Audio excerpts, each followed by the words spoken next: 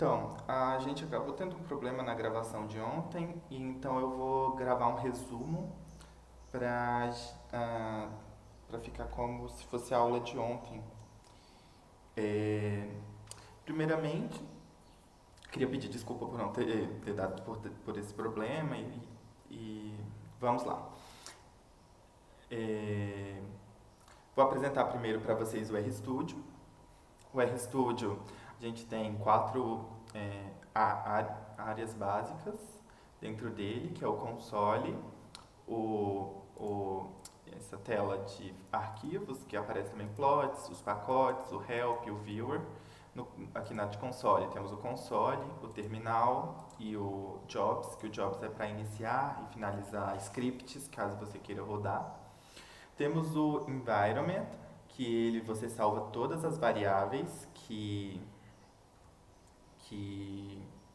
todas as variáveis que foram criadas e que estão no seu environment, no seu ambiente de trabalho que você está utilizando naquele momento. A gente tem um histórico que apresenta todas as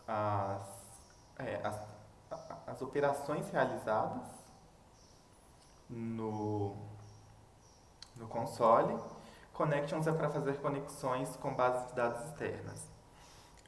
O environment, a gente pode abrir caso a gente tenha salvo e queira reutilizar ele, pode salvar e pode limpar. Esse daqui é um botãozinho para importar a base de dados, mas esse daqui a gente vai ver mais pra frente, como que ele funciona. Aqui a gente tem um script, que é onde a gente a gente pode construir comandos para serem executados. Normalmente você constrói e salva eles para serem reutilizados, porque se a gente vier e digitar aqui no console, a gente não tem como repetir essa operação, mas se a gente deixar ele salvo e executar, a gente pode repetir essa mesma operação quantas vezes quiser. Então ele é bom para quando você estiver desenvolvendo se chegar em algum procedimento e quer executar ele mais para frente. Então, caso você também tenha um script salvo que ele realiza determinada atividade, você precisa só executar ele, você pode vir em jobs e executar ele. Vamos falar, são mais scripts só de execução, como por exemplo, você tem uma base de dados e todo dia você salva arquivos em pastas, e se só de executar esse script, vamos falar, o R já lê todos esses arquivos e faz o resumo, por exemplo, e salva em outra pasta. Aí você só quer executar ele, você pode executar ele por jobs. Também temos a questão do session, que a gente seta onde que está o arquivo, onde está o ambiente que a gente vai trabalhar. Você pode vir em session, set working directory e choose directory, ou apertar Ctrl Shift H. Aí aqui você seleciona em qual ambiente você quer trabalhar. Por exemplo, vamos trabalhar na área de trabalho. Aí então, sempre que a gente fizer referência a algum arquivo, a gente vai estar puxando esse arquivo, ou o R vai procurar por esse arquivo na área de trabalho. A gente também pode usar o comando set work directory, wd, e o caminho especificado para a gente realizar. Se quiser também, você pode sempre deixar no início do seu script o setwd para a pasta que você quer trabalhar.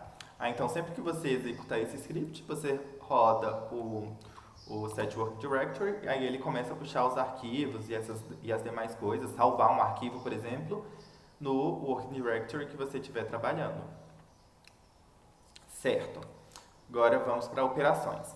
No R é possível realizar todas essas operações básicas: soma, subtração, multiplicação, divisão, potência, radiciação, igual a gente faz no Excel. Com o comando, a soma com o comando de mais, 5 mais 3, então ele retorna 8, 85 menos 5, subtração, ele vai retornar 80, multiplicação, também temos, aqui a gente já tem o script pronto, né? 5 mais 1 mais 6, 7, 9 menos 3, 6, 5 vezes 4, 20, 85 dividido por 5, 17, a gente também tem a função sqrt, que é para radiciação, mas ela também pode ser, normalmente você vai encontrar scripts levando a meio, porque na construção, na hora de digitar, acho que é mais prático a gente levar e-mail do que digitar esse QRT e passar o valor como uma variável dentro da função, né?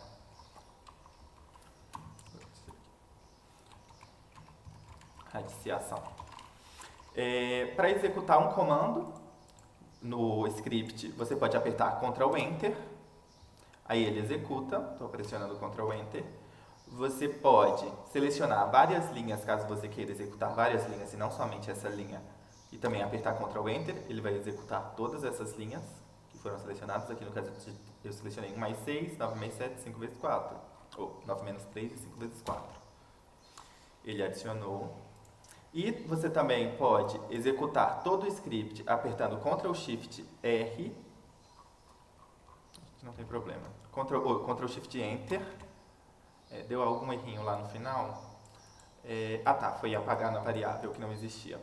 Aí ele executou todo o seu script, você abriu ele, deu Ctrl Shift Enter, ele executa tudo. Vou limpar aqui, limpar o Global Environment. E também você pode limpar o console apertando, você tem que clicar nele, aperta Ctrl L. Atalhos também. Caso você queira ir para o console, você aperta Ctrl 2. Caso você queira voltar para o script, Ctrl 1. Aí ele vai trocando. Ctrl 2, ele vai para o console, Ctrl 1 vai para o script. Aí você pode... Você está digitando, sei lá, você precisa digitar 45 vezes 14, aí executa, aí você quer digitar alguma coisa no console, sei lá, 630 menos 450. Aí Ctrl 1. Ele é mais para praticidade mesmo. É só um comando de... Vou anotar aqui. Ctrl mais 1 vai para o script. Ctrl mais 2 vai para o console.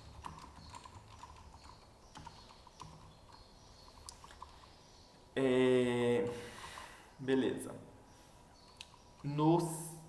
O R também pode executar mais de uma operação ao mesmo tempo. No caso aqui a gente teria uma expressão matemática, a gente executaria primeiro as coisas que estão dentro do parênteses. Quanto mais interno o parêntese, vai ser a primeira coisa que ele vai executar. Se a gente tiver 500 parênteses, um dentro do outro, o primeiro parêntese que tiver mais lá dentro, vai ser o que ele vai executar e vai executando para fora. Da mesma forma que na matemática a gente utiliza parênteses, colchetes, chaves, só que aí a gente define só 3. No R você utiliza parênteses em tudo, e você pode colocar quantos parênteses você achar necessário. Então aqui você quer indicar que essa parte vai ser executada primeiro, então vai ser 90, aí depois ele executa essa parte, que é 14 dividido por 252, e depois ele executa a potência. Uma outra parte que também, do mesmo jeito que você pode selecionar várias linhas e apertar Ctrl Enter que o R vai executar, se você selecionar apenas uma parte do código e apertar Ctrl Enter, ele também executa. Então ele não vai executar a linha toda. Se você selecionar só uma parte do código, selecionei só o 285, ele printou apenas 285. Se eu selecionar 14 dividido por 252, ele vai executar somente a operação 14 dividido por 252. Você pode fazer quantas operações você julgar necessário, pode colocar parênteses, ele vai dar 14 dividido por 25 e dividido por 20, vezes 25 mais elevado a 20 vezes não, dividido. Que a gente tem primeiro que ele vai executar 5 mais 85, elevar a 14 dividido por 252, depois multiplicar por 285, depois elevar a 14 e depois ele vai dividir por o resultado de 25 elevado a 20. Então, tipo, você pode definir a ordem que você quiser para executar as operações. Opa, selecionei parênteses errado.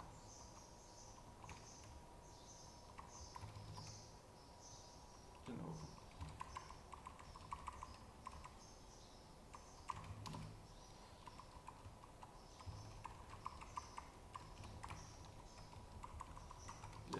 14.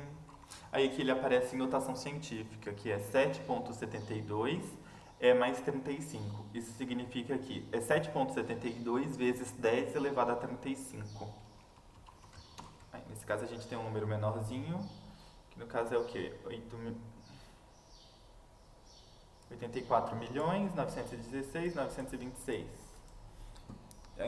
E a questão é sempre seguir a lógica dos parênteses. Eu coloquei várias operações aqui para vocês conseguirem observar que pode usar quantos parênteses vocês quiserem. Agora nessa questão de números de tipos de variáveis. A gente tem os inteiros. Para definir um inteiro no R, você adiciona o L na frente. Caso você não adicione o L, ele considera que é um numérico. Então ele vai considerar que o número é 0.000000. Então ele vai alocar mais espaço na memória para salvar essa variável. Mas não tem tanta necessidade de utilizar números inteiros, que é o integer. Se a gente chamar a função class com o argumento valor dentro da função class, a gente tem um retorno que é integer. Aqui a gente tem um tipo numérico, que a gente tem muitos, tem casas depois da vírgula. A gente pode ter o tipo de caráter, que no caso que é também conhecido como string, que é o valor de textos, que é o caráter. Aqui, o exemplo do 125, ele salva como... 125 como caráter. Ou seja, a gente pode também ter números que vieram numa forma diferente da que era esperado. Por exemplo, numeric, que na verdade você esperava inteiro, ou string, você esperava que veio como caráter e você esperava que fosse numérico. Então, para resolver esse problema, como ele veio caráter, você tem a função que chama asNumeric. Do mesmo jeito, você tem vários tipos de conversão de dados. Seriam conversão de dados. Aqui. A gente tem o asInteger, que transforma para integer. Tem o asCharacter, que transforma o texto. Ou, por exemplo, se você tiver números, você precisar deles em formato de caracteres. Tem o asCharacter. Tem o asLogical, que converte para true e false, para variáveis booleanas. AsNumber converte para número, que são aqueles números com casas decimais. Tem o asDouble, que converte para um número com dupla precisão, que seria um número com um espaço ainda maior de casas decimais disponíveis para você colocar. Existem formatos mais complexos, como por exemplo o asVector, asMatrix e asDataFrame e outros. Por exemplo, você pode passar uma matriz para DataFrame ou o contrário, um DataFrame para matrix. Então tem outros formatos de séries temporais, etc., que todos têm esse tipo de conversão. Você pode converter um formato em outro.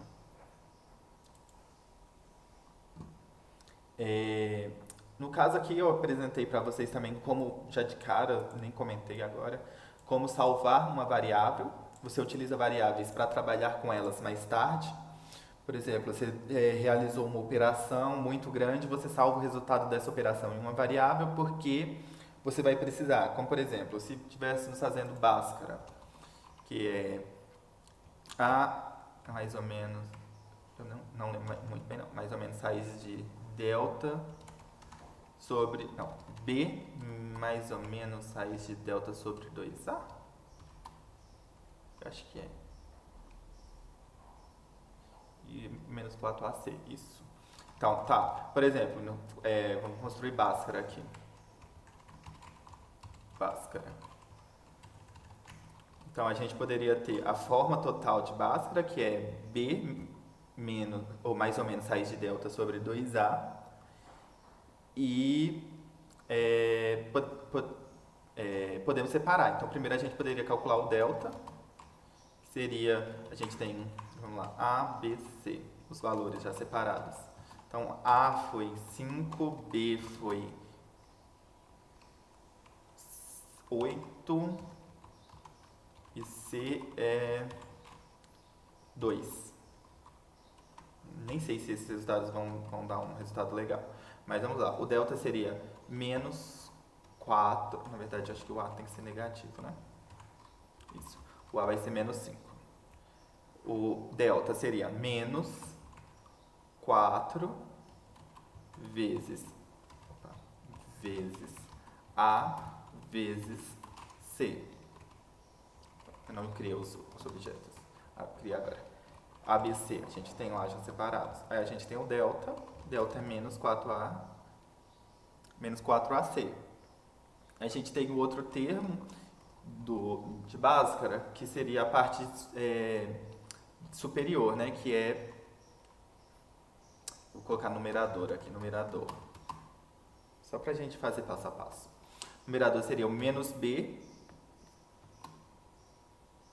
Aí seria o mais ou menos raiz de delta. Então a gente poderia colocar numerador 1. Então mais raiz de delta, a gente pode colocar com SQRT delta. Então aqui a gente teria o numerador 1 e o numerador 2. Então seria menos B menos. Aí poderia ser raiz de delta da seguinte forma: delta elevado a meio.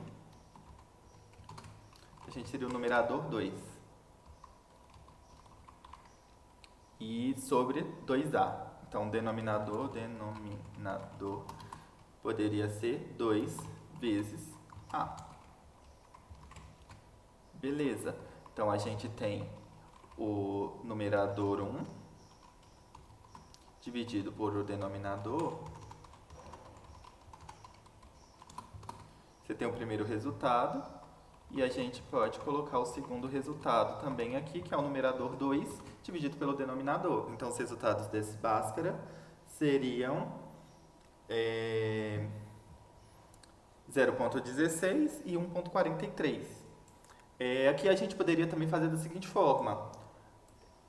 Vou até colocar aqui forma 1. Vou colocar aqui forma 2.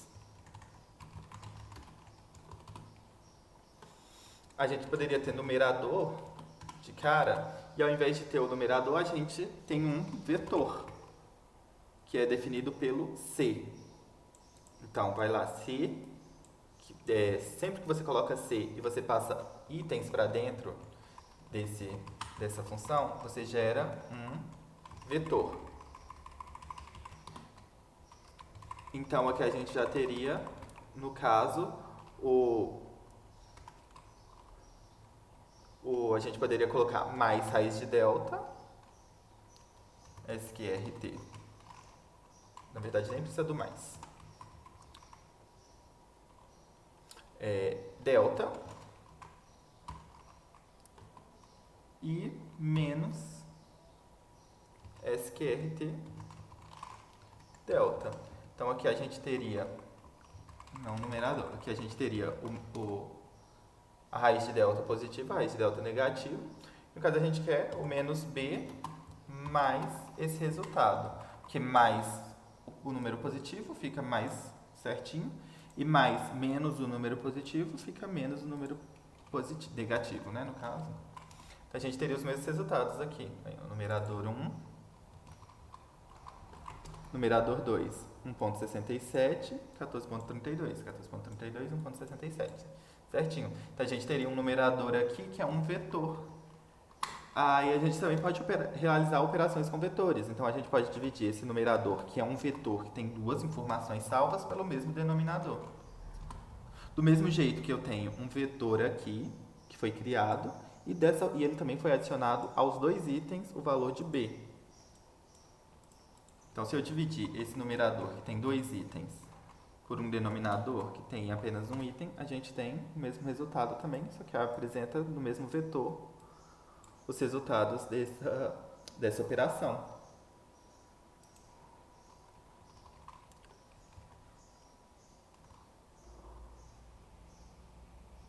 Vou descer esse textinho lá para baixo.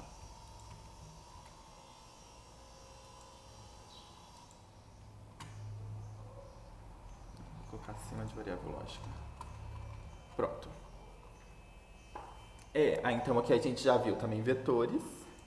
Como que apaga uma variável? A gente criou, por exemplo, a variável valor 4 ou valor 6 aqui agora. Quer ver? A gente definiu o valor 5, parte de valor 1 e valor 2 criou o valor 6, e a gente utiliza os parênteses ao redor de uma linha para, assim que executar essa linha e salvar o valor dentro da variável, exibir ele no console. Porque se a gente executar sem os parênteses, apenas realiza o salva ele em uma variável. Mas quando a gente coloca os parênteses, a gente pode utilizar ele do lado de fora. A gente tem valor 6 aqui, por exemplo. A gente pode apagar essa variável com o comando rm. Aí passa rm, remove, e o nome da variável que você quer remover, e ele vai e apaga do seu environment. A gente pode ver aqui que não tem mais valor 6 aqui. Se a gente colocar rm valor 5, ela some também. A gente tem, eu vou comentar essa daqui porque senão vai dar erro e não roda o script, caso queira rodar ele todo de uma vez. A gente tem um vetor com 2 itens, um vetor com 3 itens. Aqui eu citei a questão que é o mesmo conceito de vetor de Gaal, que é no universo R2, no universo R3. Aí aqui, por exemplo, caso você peça a classe de um vetor, ele apresenta a classe dos itens desse vetor. Então, no caso aqui, eu tenho um vetor numérico, e ele vai ser sempre numérico. Caso você tenha uma string ou um caráter no meio, ele só aceita um tipo de variável, um vetor. Então, por exemplo, se eu salvar esse vetor que tem um caráter e numéricos, ele vai apresentar o resultado numérico. Ele vai tentar... vetor 2. Ele vai apresentar o resultado caráter, porque ele converte os demais valores para caráter.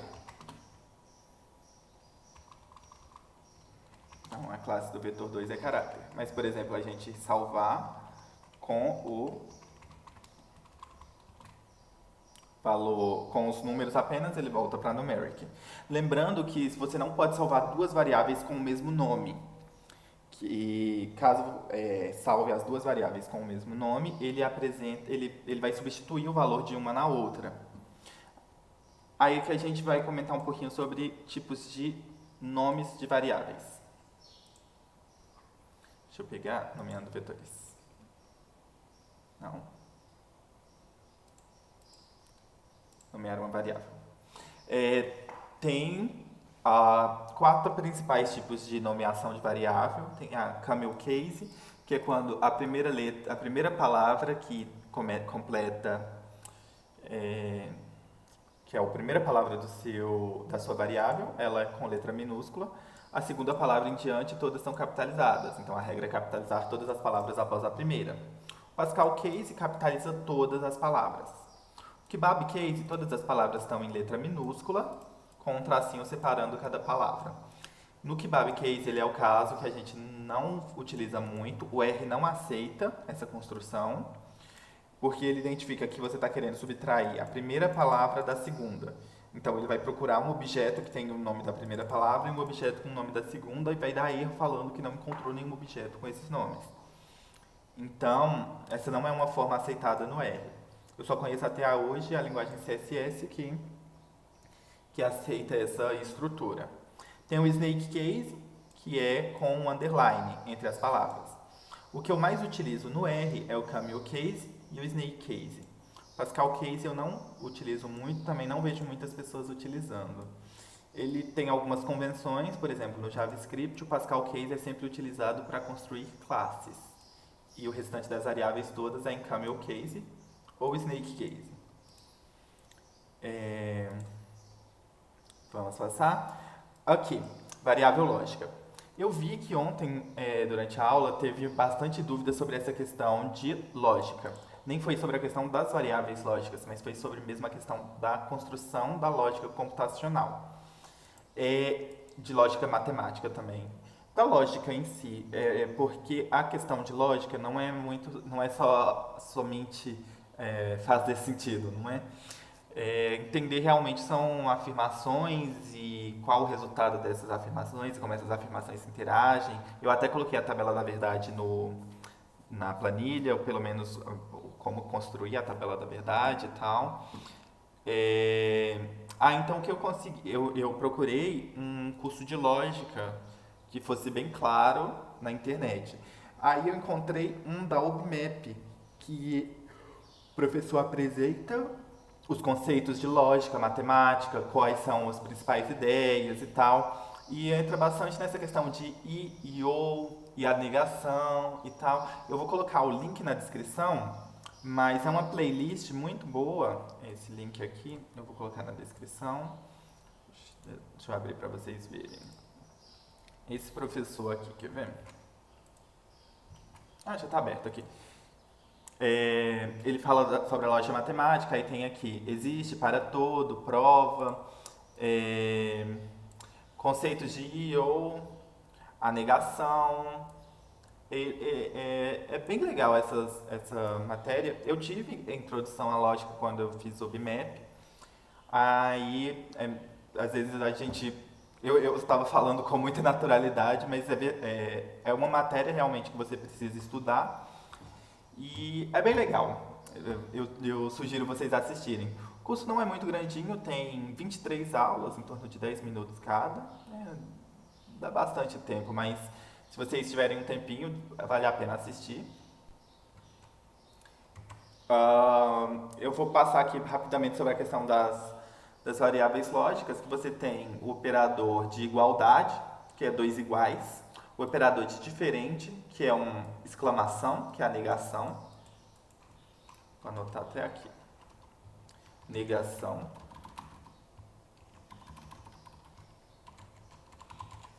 Que é a negação de uma afirmação e o igual, então seria o diferente. O maior que, o menor que já são símbolos conhecidos na matemática, desde a matemática básica.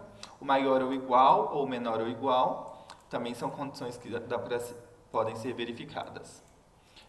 Aqui no caso eu peguei 11 igual a 5, de exemplo. Aqui eu pergunto 11 é igual a 5, ele fala que é falso. Mas se eu pegar a negação disso, ele fala que é verdadeiro. 11 igual a 5. Ou 11, a negação disso é 11 é diferente de 5. Então, a gente pegar 5 é diferente de 5 é falso. Mas se é a mesma coisa da gente pegar 5 igual a 5 verdadeiro e negar isso depois. Escrevi aqui 5.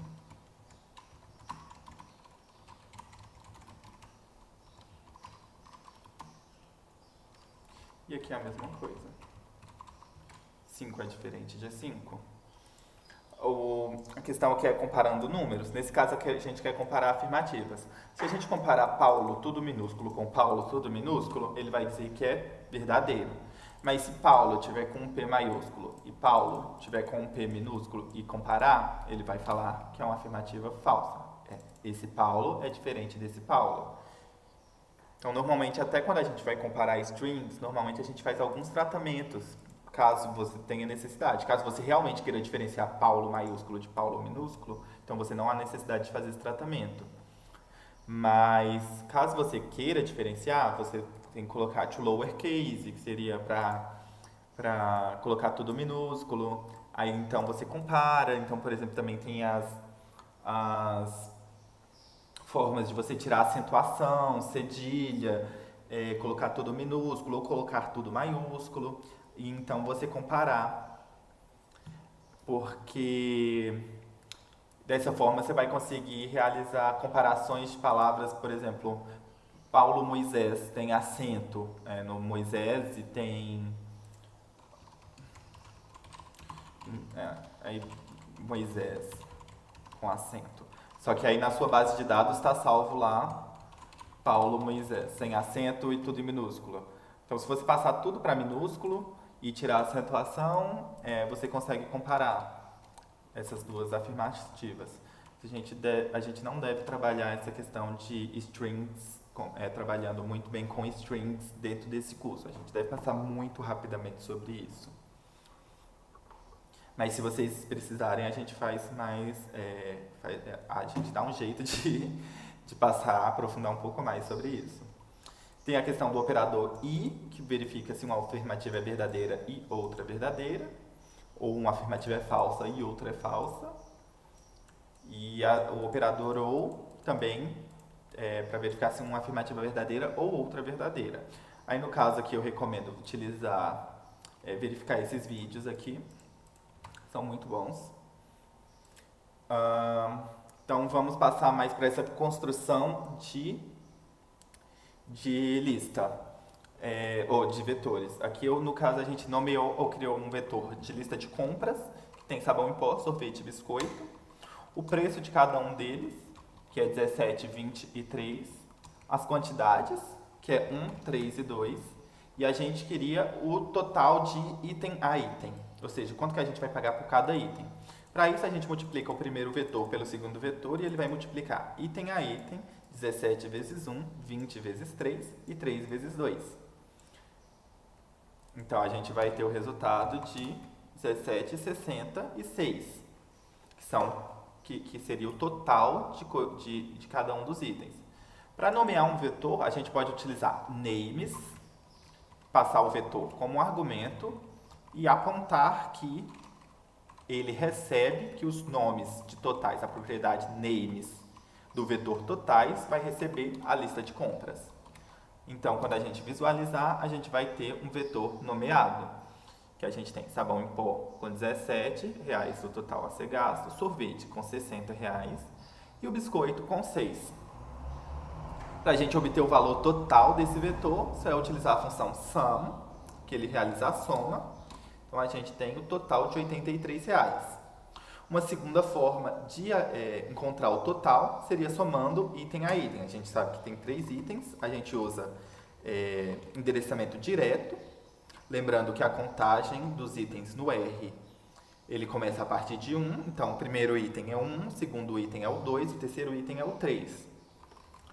Então, totais 1 é o 17, a variável totais número 2 é o sorvete e o totais número 3 é o biscoito. Então, se você realizar a soma dos 3, você também vai obter o total de R$83, que foi o total gasto. A gente também tem a questão de multiplicação por vetores. Eu apaguei a questão. Ah, não, apaguei não. Que é a multiplicação vetorial, que ocorre a multiplicação de... Quando você tem 2 vetores, você faz a multiplicação do vetor A vezes o vetor B, A vezes B. Aí você vai ter que vai ser o primeiro item do vetor A vezes o primeiro item do vetor B. Então, seria 1 vezes 5 mais o 2 vezes o 6 mais o 3 vezes o 7. O item 7, dá essa operação de fato, né? Então, vai ser o primeiro com o primeiro, mais o segundo com o segundo, mais o terceiro com o terceiro. E dessa forma, a gente poupa o passo de, por exemplo, multiplicar um por outro item a item e depois realizar a soma. A gente pode realizar diretamente o produto vetorial desses dois, que o produto vetorial é feito por % vezes %, que a gente já obtém 83 direto. Aqui a gente tinha proposto um desafio de encontrar a massa, o IMC, né, o índice de massa corporal. A gente pegou 5 alturas em centímetros, 163 centímetros, 170 centímetros, criou um vetor de alturas, um vetor de pesos. Então, a gente tem pesos, altura em centímetros e peso em quilos. Então, a gente tem o primeiro passo, que é converter a altura de centímetros para metros. Para converter a altura de centímetros para metros, você tem que realizar a divisão por 100. Então, quando você realiza a divisão por 100, você vai ter a altura em metros. O segundo passo é calcular a altura ao quadrado. Foi sugerido multiplicar a altura em metros pela altura em metros. E, realmente, isso ocorre, você tem o resultado, mas existe um jeito mais fácil de colocar o quadrado, que é colocando a potência. Então, a gente tem uma potência aqui agora, que dá o mesmo resultado, de multiplicar a altura ao quadrado por altura ao quadrado. O terceiro passo é dividir o peso pela altura ao quadrado. Então, a gente tem que o IMC vai ser igual ao peso dividido pela altura ao quadrado. Então, a gente colocou entre parênteses, porque colocando entre parênteses, a gente... assim que ele salva a variável, ele exibe no console. Se a gente tivesse passado sem os parênteses, ele só salvava na variável. Então, com os parênteses, a gente visualiza o resultado. Então, tem 16, essa pessoa tem o IMC de 16, IMC de 24, IMC de 24, IMC de 30 e IMC de 23. Agora a gente pode ver aqui que também foi sugerido utilizar diretamente os pesos, ou realizar o cálculo diretamente, sem salvar essas variáveis intermediárias, que é a altura em metros e a altura ao quadrado. Então é possível sim, a gente poderia vir e colocar os parênteses, igual a gente tinha citado. A altura dividido por 100, então você realizaria o primeiro parênteses, em seguida você levaria ele ao quadrado, depois você realizaria a divisão, e então ele salvaria a variável. Quando executar esse comando todo de uma vez, ele salva na variável o valor do índice de massa corporal também, feito de forma direta, sem precisar salvar variáveis intermediárias. Aí também foi perguntado sobre questão de arredondamento de números. A gente tem a função round, que arredonda.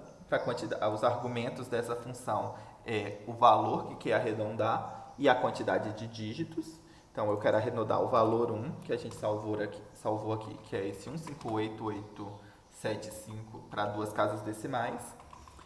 Então, se eu quiser para duas casas decimais, então a gente tem 1,59. Se a gente quisesse arredondar para uma casa decimal, 1,60. Se a gente quisesse para 15 casas decimais, a gente arredondaria. No caso, ele não tem 15 casas decimais, então ele apareceu só as que tem. Você arredondar para 4 casas decimais, ele também arredonda. Então aqui você indica sempre o valor que quer arredondar e a quantidade de dígitos que você quer desse arredondamento. O trunc é o comando que obtém a parte inteira do número. Você poderia fazer também, executar as integer, que ele também realizaria valor. Só que salvando a variável as integer, você teria um inteiro de cara, e o trunc você obtém um numeric. O sailing, que ele arredonda para cima o valor, então arredonda para 2, e o floor, que arredonda para 1. Aqui a gente tem outros desafios. Não foi outro desafio, não. Foi só na questão também de converter a strings que são caracteres, na verdade, né? Em números. Então a gente utilizaria o as numeric.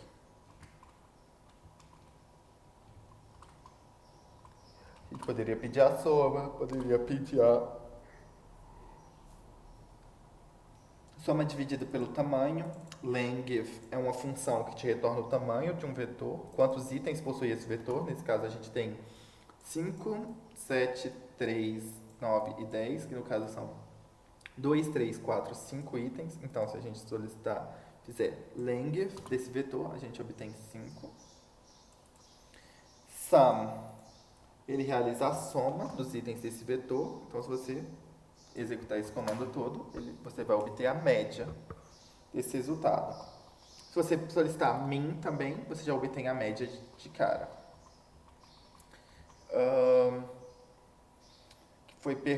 Também aqui questão de conversão, notas 2, a gente tem notas de 0 até 5. Então, por exemplo, se a gente converter em lógico os vetores, todos os valores que são 0 vão para false e os valores que são diferentes de 0 vão para true. Foi solicitado também uma dúvida na questão da inserção de dados vazios, caso não tenha dados, O R normalmente trata dados vazios como NA. E também tem o not a number, mas o not a number ele aparece normalmente quando há uma divisão ou alguma coisa que é impossível de ser realizada, como 1 dividido por 0. No caso, 1 dividido por 0 é infinito. 0 dividido por 0, que dá not a number.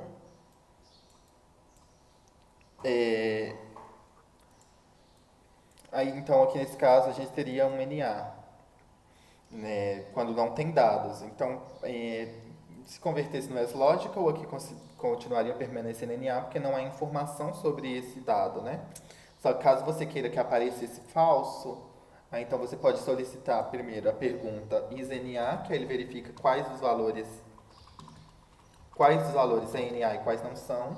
Então, no caso, a gente tem 3 valores que não são primeiro, depois um valor que é, depois um valor que não é NA. Se você negar essa afirmação, você vai obter um vetor que é true onde não é NA e é false onde é NA. Se pedir S-Logical 3, ele aparece NA aqui no dado que está faltante.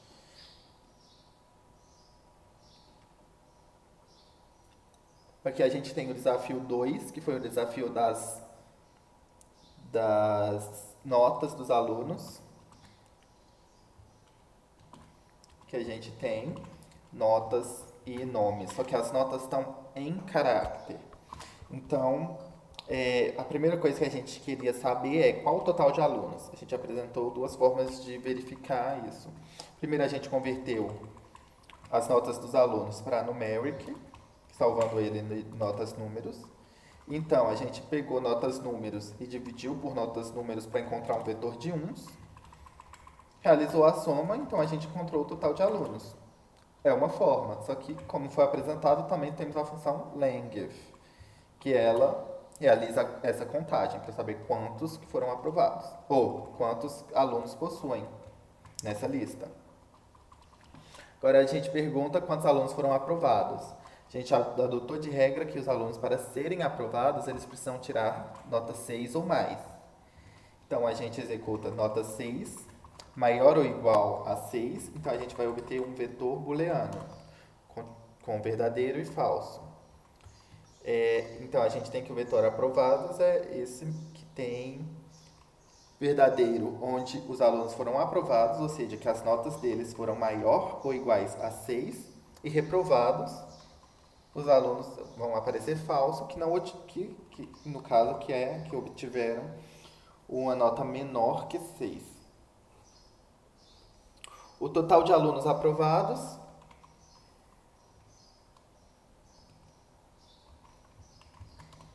foram 10 alunos. Aqui a gente fez o S-numeric do aprovados. Aprovados é um vetor booleano. E quando a gente faz S-numeric de um vetor booleano, a gente obtém um vetor com 1, onde é verdadeiro, e 0, onde é falso. Então, ao realizar a soma desse vetor, a gente obtém o total de 10. Então, aqui a gente teria o total de alunos aprovados. Outra forma que a gente poderia utilizar é passar por endereçamento direto para as notas o vetor aprovado. Por quê? Quando a gente passa um vetor booleano como endereçamento direto, onde é true, ele vai aparecer, ele vai demonstrar, ele vai aparecer no console, ou seja, ele vai pegar esse dado. Onde for falso, ele não vai pegar. Então, por exemplo, quando a gente passa notas números, que temos 18 variáveis, e a gente tem um vetor também com 18 variáveis aqui, com true e false, a gente pegaria somente os true, que seriam os alunos que foram aprovados. Se a gente pegar o length desse vetor, a gente teria que o total de alunos aprovados foram 10. Quantidade de alunos reprovados, a gente pode seguir a mesma lógica da quantidade de alunos aprovados e verificar os alunos que tiveram a nota inferior a 6, que é menor que 6. Então, aparece false os alunos que tiveram a nota maior ou igual a 6 e aparece true os alunos que tiveram menor que 6. Então, no caso, a gente também poderia utilizar uma outra ferramenta muito útil, no caso a gente já tem o vetor de quem foi aprovado, de booleano. Se a gente negar esse vetor,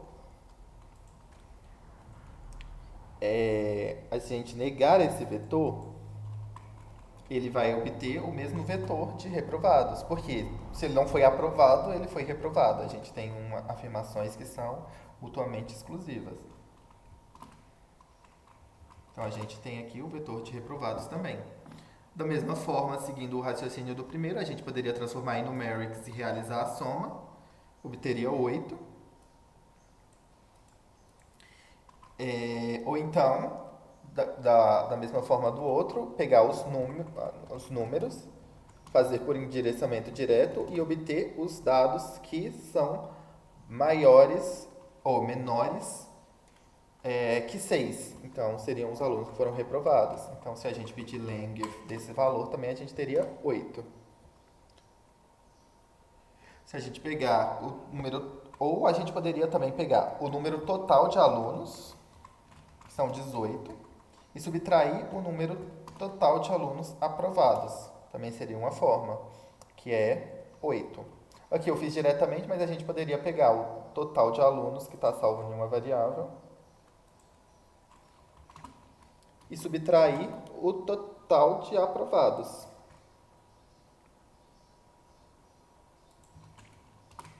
Também daria 8. Seria uma outra forma de conseguir chegar no mesmo resultado.